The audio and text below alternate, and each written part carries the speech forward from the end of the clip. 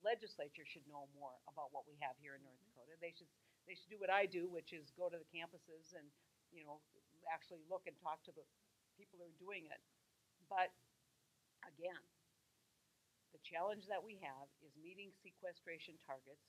No one knows quite how to deal with that in an environment where you have a growing demand on healthcare costs in both Medicare and Medicaid, concerns about Social Security into the future. We should see some decrease in mandatory spending on food stamps and on poverty programs as the economy continues to recover.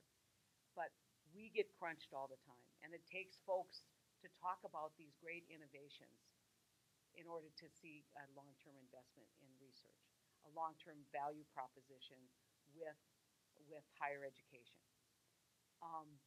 The president obviously taking a look at trying to get tuition-free schools. So his whole idea is to change this out. And so there's little laboratories. There's little laboratories all across the country that are looking at doing what the president's doing. You heard him talk about it. Why not North Dakota? Two twins, identical twin girls. You probably know who I'm talking about. Their parents had to decide which one of those girls they were going to send because they couldn't afford tuition for both of them in calculus. So wouldn't it be nice if all those kids from high school could look at Bismarck and say, I'm going to go there tuition free? Wouldn't that be a great legacy for North Dakota to have tuition free? And even if it's at UND for 2 years, just give people free tuition for 2 years. What an investment. And we know kids, who when they go to school in a place, they tend to stay or want to stay. They build relationships. And we can restructure student debt. We've got to start taking a look at affordability for the new entrants. And we did the student loan restructuring. They wanted to kick the can down the road, and I think the stuff that we did in the last Congress.